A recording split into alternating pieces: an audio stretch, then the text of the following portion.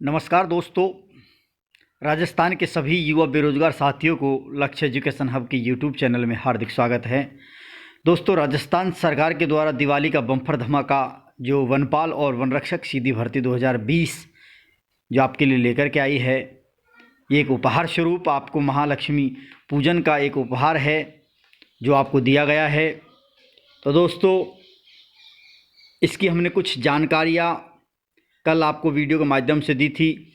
आज हम इसकी संपूर्ण जानकारी लेकर के आए हैं कि वनपाल और वनरक्षक सीधी भर्ती 2020 में क्या पात्रता रहने वाली है, क्या शैक्षणिक योग्यता रहेगी, आयु वर्ग में कितनी छूट होगी, कितनी आयु तक भर सकते हैं, क्या परीक्षा का पैटर्न होगा, क्या शारीरिक दक्षता होगी, साथ में अन्य सभी जो जानकारियां हैं हम आपको इस वीडियो के माध्यम से बताने वाले हैं। तो दोस्तों, बने रहिए आपके अपने चैनल लक्ष्य एजुकेशन हब के साथ और इस वीडियो को शुरू से अंत तक देखें और अपने दोस्तों को ज़्यादा से ज़्यादा शेयर करें, क्योंकि इस वीडियो का लाभ आप ले पाएँ और साथ में अपने दोस्तों को भी दे पाएँ।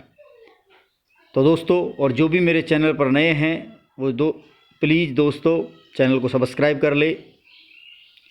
तो दोस्तों, देखते हैं आज की संपूर्ण जानकारी इस वीडियो के माध्यम से।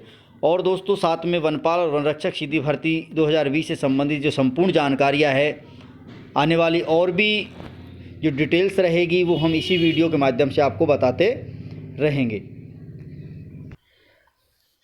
तो दोस्तों, ये वनपाल वनरक्षक सीधी भर्ती 2020 का विज्ञापन है जो कल जारी किया गया था और इसमें जो पदों की संख्या है वो है 1128 पद हैं टोटल। तो दोस्तों, ये तो थी अपने आवेदन प्रक्रिया से संबंधित जानकारी जो हमने कल आपको पिछले वीडियो के माध्यम से बताई गई थी। दोस्तों, अब क्या परीक्षा शुल्क है, तो परीक्षा शुल्क देख लीजिए। यहाँ पर परीक्षा शुल्क दे रखा है, वो मैंने आपको कल भी बताया था।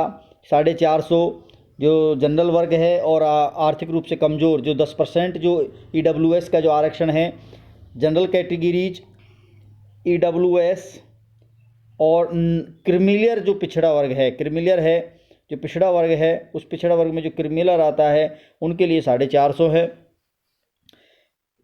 अति पिछड़ा वर्ग और नॉन क्रिमिनल जो MBC, OBC और MBC और OBC के लिए 350 रुपये हैं। और दोस्तों, अन्य सभी के लिए कितने हैं? 250 रुपये हैं। और जिसकी 2.5 लाख से कम आय है, वार्षिक आय, उसके लिए भी क्या है, 250 रुपये परीक्षा शुल्क लिया जाएगा।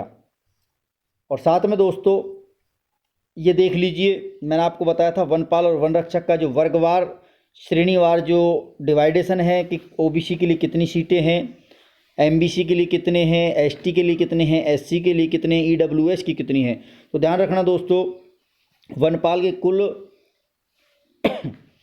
87 पद हैं गैर अनुसूचित क्षेत्र में, जहाँ अनुसूचित जातियाँ या जिन्हें कहते हैं आरक्षित जो क्षेत्र नहीं हैं, आरक्षित जो नहीं है वो क्षेत्रों में 73 पद वनपाल के हैं और 886 किसके हैं, वन रक्षक के हैं।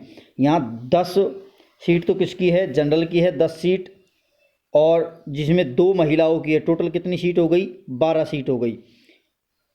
इसी प्रकार अनुसूचित जाति के 14 पद हैं और एक, ध्यान रखना, 14 पद अनुसूचित जाति के हैं और 4 सामान्य महिलाओं के, एक विधवा का है और एक परित्यक्ता का है। अनुसूचित जनजाति में 15 पद हैं टोटल ST के। ये दोस्तों, ये SC के हैं, ये ST के पद हैं। किसके हैं, ST की, ये वाले। और यहाँ OBC के पद आने वाले हैं और यहाँ MBC के पद आने वाले हैं। तो दोस्तों, ये ST की 15 जगह हैं वनपाल में और वनरक्षक में हैं 67 जगह। सॉरी, अभी एक बार वनपाल देख लीजिए, 15 जगह हैं, जब महिलाओं की 4 हैं, 2 विधवा की हैं। इसके बाद OBC में कोई जगह नहीं है वनपाल के लिए। ध्यान रखना दोस्तों, OBC के विद्यार्थी ये ना सोचे कि OBC में वनपाल की कोई जगह नहीं है, सिर्फ वनरक्षक में जगह है। अति पिछड़ा वर्ग 6 है, जनरल की 3 महिलाओं की, टोटल 9 वैकेंसी है। आर्थिक रूप से कमज़ोर EWS की 5 + 2 मतलब 7 है। तो कुल मिलाकर के 14 और 7 21 वैकेंसी जनरल से हैं और अपनी 14 4 18 19 20 वैकेंसी SC की हैं और 21 वैकेंसी अपने अनुसूचित जनजाति की है। और 9 अति पिछड़क MBC की है। वनपाल में देख लीजिए 886 हैं, 281 पद जनरल सामान्य के हैं, 80 महिलाओं के हैं, 32 विधवाओं के हैं, 8 परित्यक्ता, 103 SC के जनरल के सीटें हैं, 29 जिनमें से महिलाओं की है, 11 विधवाओं की है 7 में और 3 परित्यक्ताओं की है। इधर अनुसूचित जाति में जो सामान्य सीटें हैं वो 67 हैं, 19 महिलाओं की है, 8 विधवाओं की है, 2 परित्यक्ताओं की है। अन्य पिछड़ा वर्ग में वन रक्षक में 46 पोस्ट जनरल हैं पुरुषों के लिए, जिसमें 14 महिलाओं की है, 5 विधवाओं की भी हैं और 1 परित्यक्ता की भी है। आगे हैं 62 जगह हैं सामान्य में, जिनमें 18 7 में महिलाओं की है और 7 विधवाओं की 7 में है और 1 परित्यक्ता की है। इसके अलावा आर्थिक रूप से जो कमज़ोर वर्ग है EWS में 18 जगह पुरुषों की है, 18 महिलाओं की है, 63 पुरुषों की है और 7 विधवाओं की और 1 किसकी है, परित्यक्ता की है। इसके अलावा दोस्तों यहाँ पर हमारे क्षेत्रीय रूप से जो भूतपूर्व सैनिकों की भी जगह दी गई है। वनपाल में 9 हैं, विशेष योगजन उनकी 3 हैं और उत्कृष्ट खिलाड़ियों की 2 है, क्योंकि इस वनपाल वनरक्षक भर्ती में जो अपने उत्कृष्ट जो खेल हैं राजस्थान लेवल का, जो स्टेट लेवल के जो खेल जो गेम हैं, उन गेमों का जिनके पास प्रमाण पत्र है वो भी इसमें अप्लाई कर सकते हैं। वनरक्षक के 35 है, विशेष योगजनों के लिए 292 भूतपूर्व सैनिकों के लिए। ये बहुत ज़्यादा बम्पर धमाका है भूतपूर्व सैनिकों के लिए, क्योंकि सबसे ज़्यादा वैकेंसी 292, 18 उत्कृष्ट खिलाड़ियों के वनरक्षक की। इसके बाद अनुसूचित क्षेत्र में 14 वनपाल के हैं, 155 किसके हैं, वनरक्षक के पद हैं टोटल। तो जनरल के 4 हैं, अनुसूचित जाति के 2 हैं और SC के ST के 7 हैं। उसके बाद वन रक्षक में 155 पदों में 43 सामान्य में 43 तो पुरुषों के हैं, 13 महिलाओं के हैं और 5 विधवाओं के, 1 परित्यक्ता का है। SC में 3 पद हैं पुरुषों के, 1 पद महिला का है, 1 विधवा का है। अनुसूचित जनजाति में 62 पद हैं टोटल, 62 नहीं है, 62 तो अपने पुरुषों के हैं और 18 महिलाओं के हैं और 7 विधवाओं का और 1 परित्यक्ता का है। इसके अलावा यहाँ क्षैतिज आरक्षण भी दिया गया है।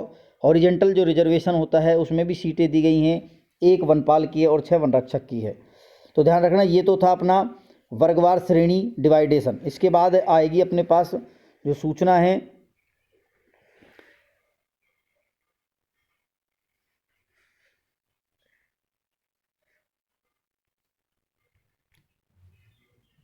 या उत्कृष्ट खिलाड़ियों के लिए क्या होना चाहिए। देख लीजिए दोस्तों, उत्कृष्ट खिलाड़ियों को आरक्षण राज्य सरकार की अधिसूचना क्रमांक F531 DOP A 1184 दिनांक 21/11/2019 के अनुसार कुल रिक्तियों का 2% दे होगा। 2% जो टोटल भर्ती है उनका 2% निकाल लीजिए, वहाँ पर उत्कृष्ट खिलाड़ियों को चयनित किया जाएगा और हॉरिजेंटल रूप से चयनित किया जाएगा। आवेदक किस वर्ग का है, इससे कोई होगा उसे उसी वर्ग में समायोजित किया जाए। मान लीजिए कोई जनरल का है तो जनरल में, OBC का है तो OBC में, MBC का है तो MBC में, EWS का EWS में, तो उनको इसी प्रकार से क्या दिया जाएगा, आरक्षण दिया जाएगा। उत्कृष्ट खिलाड़ी के लिए खेल संस्था, इन खेल संस्थाओं से उसने क्या लिया हो या इन टूर्नामेंट चैंपियनशिप से उन्होंने गेम खेले हो और इनमें या प्रमाण पत्र प्राप्त किया हो तो उन्हीं को वैलिड माना जाएगा। देख लीजिए, अंतर्राष्ट्रीय ओलंपिक समिति है, ओलंपिक गेम ग्रीष्मकालीन, एशियाई ओलंपिक, दक्षिण एशियन ओलंपिक, राष्ट्रमंडल खेल, अंतर्राष्ट्रीय ओलंपिक समिति, एशियाई ओलंपिक परिषद, अंतर्राष्ट्रीय स्कूल खेल परिसंघ, एशियन स्कूल खेल परिसंघ, एशियन स्कूल गेम्स चैंपियंस, अंतर्राष्ट्रीय school game champions, Asian champions और विश्व कप, राष्ट्रमंडल खेल, एशियन गेम्स, दक्षिण एशियन गेम्स, ओलंपिक गेम्स, ये सभी गेम्स हैं जिनमें उन्होंने प्रमाण पत्र प्राप्त किया हो, इनसे संबंधित हो तो उनको भी इसमें वरीयता दी जाएगी। इसके अलावा देखते हैं हम अभ्यर्थियों के लिए क्या, अनुसूचित जनजाति की जो अभ्यर्थियों के लिए क्या विशेष निर्देश दिए गए हैं। अनुसूचित क्षेत्र में उक्त पदों के लिए केवल राजस्थान के अनुसूचित क्षेत्र के स्थानीय निवास ही आवेदन कर सकते हैं, अन्य अदर स्टेट के विद्यार्थियों को इसमें आवेदन करने की छूट नहीं है। अनुसूचित क्षेत्र के अभ्यर्थी ऐसे व्यक्ति अभिप्रेत हैं जो अनुसूचित क्षेत्र के सद्भावी निवासी हैं, जो श्रम या यदि उनका जन्म 1 जनवरी 1970 के बाद हुआ हो, या उनके माता पिता पूर्वज 1970 से पूर्व अनुसूचित क्षेत्र के सद्भावी निवासी रहे हों, तो कार्मिक विभाग की अधिसूचना 21/10/2019 के अनुसार उसके अंतर्गत आने वाले किसी व्यक्ति को विभाग के द्वारा संबंधित है और वह अपने विवाह के बाद से अनुसूचित क्षेत्र का सद्भावी निवासी है, तो भी क्या वो फॉर्म अप्लाई कर सकता है। और उसको अनुसूचित जाति जनजाति आरक्षण की गणना राज्य की सरकार की अधिसूचना के आधार पर ही होगी, ध्यान रखना दोस्तों। और जो नियम है वो भर्ती सेवा अधिनियम 2000 मंत्रालय जो बोर्ड है 2015 के प्रावधान के आधार पर ही उसका चयन किया जाएगा। वेतनमान देख लीजिए, वेतनमान यहाँ राजस्थान सरकार का देय वेतन है, जो 7वां वेतन आयोग है, उसके आधार पर आपको क्या दिया जाएगा, वेतन दिया जाएगा 7वें वेतन आयोग के आधार पर। यहाँ मैट्रिक लेवल 8 पर निर्धारित किया गया है और वन रक्षक का मैट्रिक लेवल 4, क्योंकि जो वनपाल की जो वैकेंसी है इसके लिए वेतनमान ज़्यादा रहने वाला है और वन रक्षक की वेतनमान कम रहने वाला है। इसके बाद है दोस्तों पात्रता व शैक्षणिक योग्यता, ये बहुत इंपॉर्टेंट है विद्यार्थियों के लिए, तो ध्यान रखना दोस्तों। पात्रता व शैक्षणिक योग्यता, वनपाल राजस्थान माध्यमिक शिक्षा बोर्ड अजमेर से या केंद्रीय माध्यमिक शिक्षा बोर्ड से सीनियर सेकेंडरी या सरकार के द्वारा कोई समतुल्य कोई घोषित उत्तीर्ण डिग्री या अपना प्रमाण पत्र होना जरूरी है। उसके बाद देवनागरी लिपि, ये बहुत इंपॉर्टेंट है, देवनागरी लिपि हिंदी में कार्य करना जानता हो, उसका ज्ञान हो और भारतीय राजस्थान की संस्कृति का भी ज्ञान अनिवार्य है। उसके बाद वन रक्षक के लिए है किसी भी मान्यता प्राप्त बोर्ड से माध्यमिक व उसके समतुल्य उत्तीर्ण हो। वन रक्षक के लिए 10वीं पास होना अनिवार्य है और वनपाल के लिए कितना 12वीं पास होना अनिवार्य माना गया है। ये वनपाल के लिए है और ये किसके लिए है, वन रक्षक के लिए। और इन दोनों में देवनागरी लिपि और हिंदी में कार्य करने का ज्ञान और राजस्थान की संस्कृति ज्ञान अनिवार्य माना गया है। इसके बाद शारीरिक मापदंड देख लेते हैं हम। और दोस्तों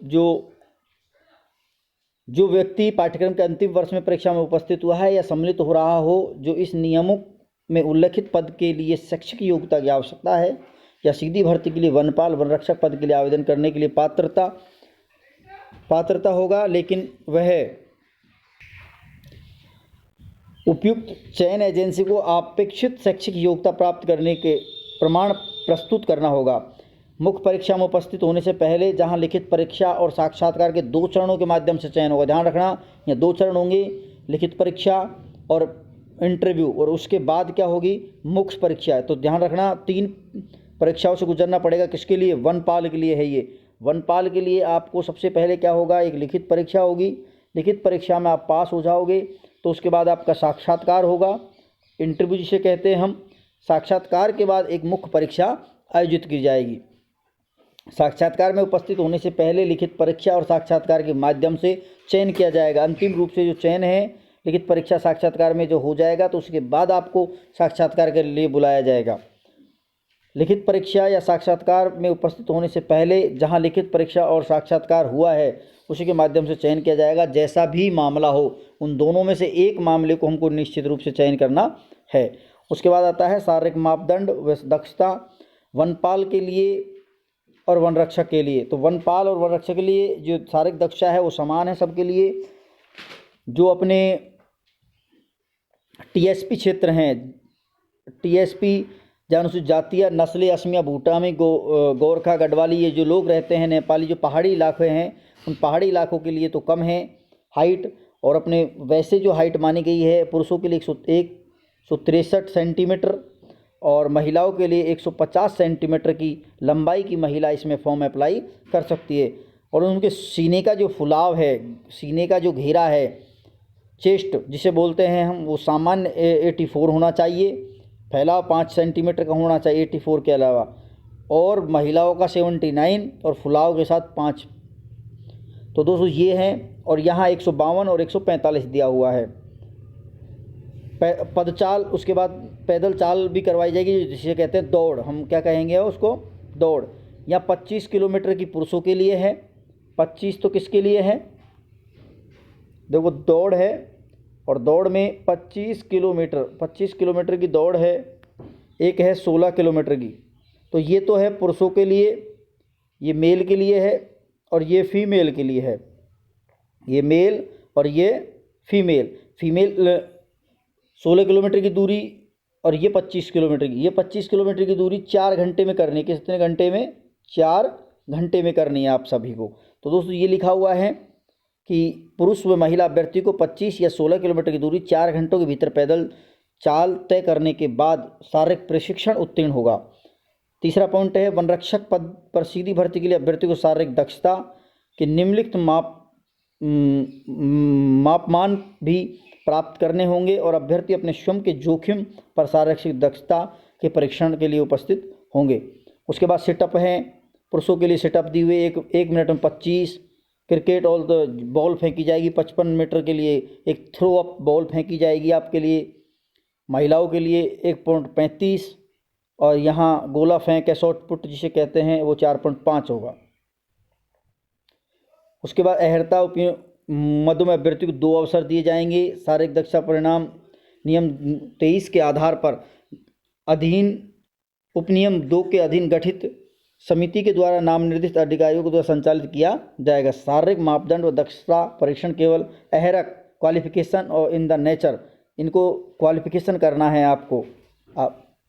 अगला है योग्यताएं, स्वास्थ्य आपका होना अच्छा चाहिए, चरित्र बढ़िया होना चाहिए। आयु क्या रहेगी? तो ध्यान रखना कि जिस भी बालक की, वनपाल के लिए बता रहा हूँ पहले, वनपाल में जिस भी बालक की उम्र 18 वर्ष हो रही हो, कब से? 1 जनवरी को 18 हो जाती है, वो इसमें अप्लाई कर देगा। और 40 वर्ष तक की आयु का जो भी व्यक्ति है, जो भी पुरुष है या छात्र है, वो इसमें फॉर्म अप्लाई कर सकता है। किसमें? वनपाल में। अब दोस्तों वनरक्षक की देख लेते हैं। वनरक्षक में आपके लिए जिसकी 18 वर्ष की उम्र हुई हो 1 जनवरी तक और 24 वर्ष, 18 से 24 वर्ष के मध्य के ही बालक इसमें क्या कर सकते हैं? फॉर्म अप्लाई कर सकते हैं। इसके अलावा इसमें 3 साल की छूट है, तो आप 27 वर्ष तक की अवस्था तक भर सकते हैं, अन्यथा इसमें अप्लाई नहीं कर सकते। आपको यहाँ 3 साल की क्या दी गई है? छूट भी दी गई है, देख लीजिए 3 वर्ष की छूट है। और यहाँ 18 वर्ष की उम्र और 24 वर्ष की उम्र दी है, यहाँ 18 और 40 और यहाँ 3 वर्ष की छूट है। और निम्न जो श्रेणियां हैं उनके लिए अनुसूचित जाति, जनजाति, पिछड़ा, राजस्थान के मूल निवासी है तो उनको 5 वर्ष की छूट दी जाएगी अधिकतम। जनरल वर्ग के लिए जो आर्थिक रूप से कमज़ोर हैं, EWS में है, उनके लिए 5%। और पिछड़ा वर्ग, अनुसूचित जाति, जनजाति, पिछड़ा वर्ग, अति पिछड़ा वर्ग जो महिला अभ्यर्थी है, उन महिला अभ्यर्थियों के लिए 10 वर्ष की छूट दी जाए। कितने वर्ष की? 10 वर्ष की। तो दोस्तों ये थी NCC कैडेट्स। आते हैं हमारे NCC कैडेट्स के लिए भी। और दोस्तों NCC कैडेट्स हैं यहाँ 4 नंबर पर। NCC जो कैडेट्स हैं उनके लिए भी 3 वर्ष की क्या दी जाएगी? छूट दी जाएगी। और राज्य सेवा में जो अस्थायी रूप से पद हैं उनके लिए भी छूट है। और सेना से जो मुक्त होने के बाद, जो रिटायर होने के बाद जो आए हैं, और उनके लिए भी क्या है? इसमें छूट दी गई है। आगे परीक्षा शुल्क जमा कराने का जो मैंने आपको बताया था 8/12 से शुरू होगा, 8/12/20 से, और 7/1/21 तक ये अप्लाई किए जाएंगे फॉर्म। तो और नियुक्ति की योग्यताएं, किसी भी पुरुष आवेदक को एक से अधिक जीवित पत्नियां चयनित किए जाने पर नियुक्ति के लिए पात्र नहीं होगा, ये तो आप सभी जानते हो। किसी भी ऐसी महिला आवेदक को जिसने उस पुरुष से विवाह किया जिसके पहले अजीवित पत्नी है, नियुक्ति के लिए पात्र नहीं माना जाएगा। दूसरी, उसमें कोई भी विवाहित आवेदक सेवा में नियुक्ति करने के बाद पात्र नहीं माना जाएगा। ये सब आपको पात्रताओं का पता है। तो दोस्तों ये थी आवेदन से संबंधित संपूर्ण जानकारी। और आप SSID से अपनी जो SSO ID है उस ID से ई-मित्र पर जाकर क्या कर सकते हैं? फॉर्म अप्लाई कर सकते हैं। तो दोस्तों ये थी आज की संपूर्ण जानकारी जो मैं आपके लिए लेकर के आया था वनपाल वनरक्षक सीधी भर्ती परीक्षा 2020 से संबंधित। तो दोस्तों आने वाली वनपाल वनरक्षक सीधी भर्ती परीक्षा संबंधित संपूर्ण जानकारी हम आपको इसी चैनल के माध्यम से उपलब्ध कराते रहेंगे। बने रहिए आपके अपने चैनल अक्षय एजुकेशन हब के साथ। और दोस्तों अपने दोस्तों को ज़्यादा से ज़्यादा शेयर करें, लाइक करें और चैनल को सब्सक्राइब करना ना भूलें। धन्यवाद।